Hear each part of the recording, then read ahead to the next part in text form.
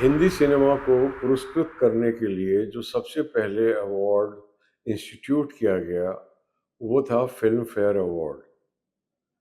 And over the period of time उसने वही sanctity acquire कर ली जो हॉलीवुड फिल्मों में एकेडमी अवार्ड्स की है। उसके साथ साथ राष्ट्रीय पुरस्कार भी दिए जाने लगे, लेकिन राष्ट्रीय पुरस्कार जो दिए जाते हैं वो समस्त भारतीय भाषाओं में बनी फिल्मों को दिए जाते हैं, जिसमें दक्षिण का बहुत बड़ा योगदान रहता है और वो फिल्में भी बहुत बेहतरीन बनाते हैं। इसलिए राष्ट्रीय पुरस्कार अधिकतर दक्षिण की फिल्मों के पक्ष में झुके हुए दिखाई देते हैं, जो कि बहुत अच्छी बात है।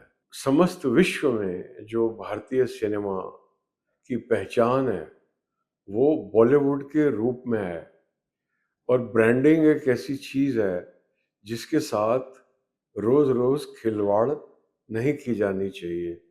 ब्रांडिंग कभी-कभी प्लानिंग से अचीव होती है और कभी-कभी बहुत स्पॉन्टेनियसली अचीव हो जाती है। ये जो बॉलीवुड की ब्रांडिंग हुई है, ये बहुत ही स्पॉन्टेनियसली हुई है। इसके पीछे कोई प्लानिंग नहीं थी।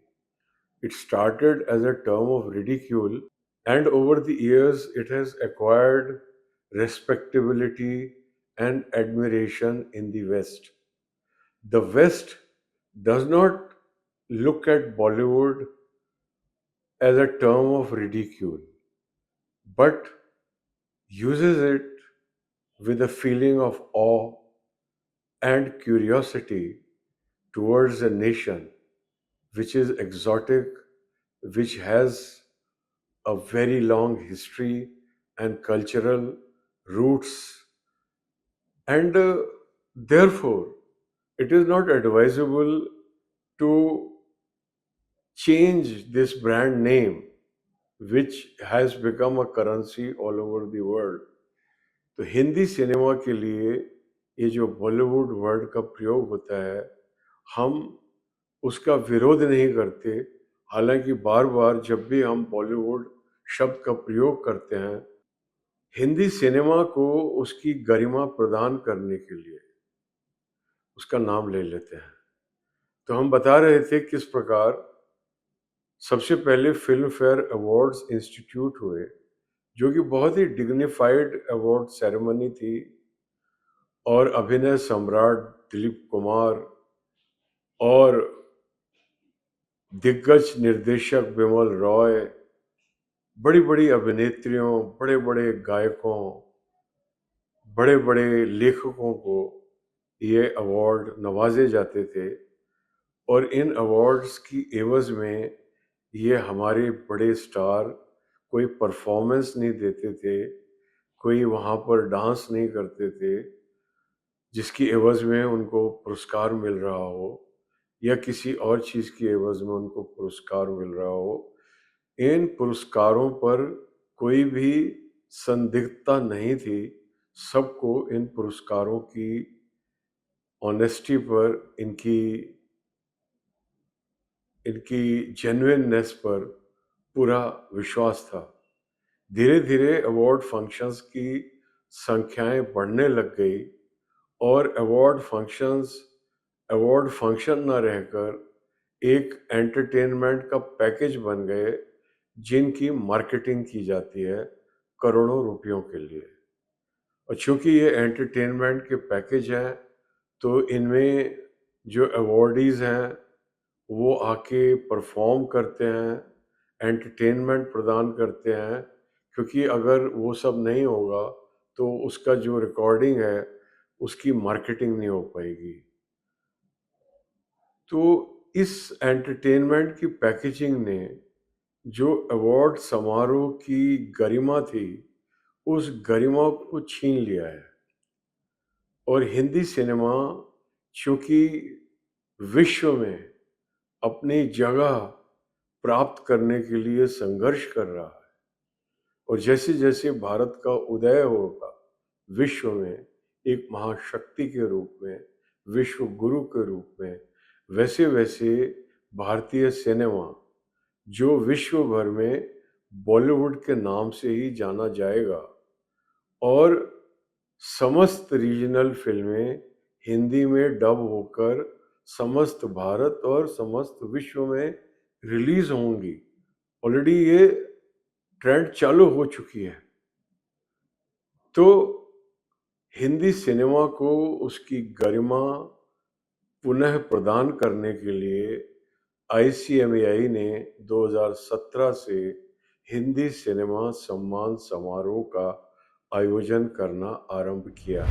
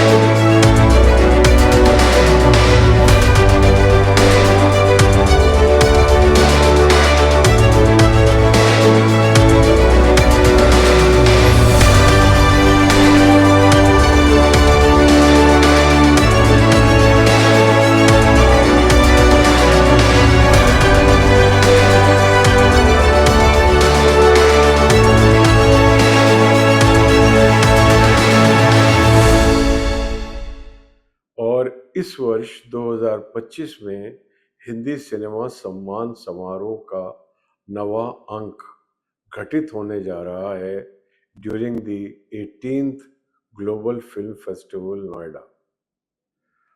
और इस हिंदी सिनेमा सम्मान समारोह में हमने जो राष्ट्रीय सम्मान है उनसे प्रेरणा ग्रहण की है। तो इसके अंदर जो सम्मान प्रदान किए जाते हैं उसमें हिंदी सिनेमा गौरव, पद्मश्री की तरह का सम्मान है और हिंदी सिनेमा भूषण, पद्म भूषण और पद्म विभूषण के स्तर का सम्मान है और हिंदी सिनेमा रत्न, भारत रत्न के सम्मान का सम्मान है। इस प्रकार इन सम्मानों को आयोजित किया गया है और ये हम निरंतर करते आ रहे हैं।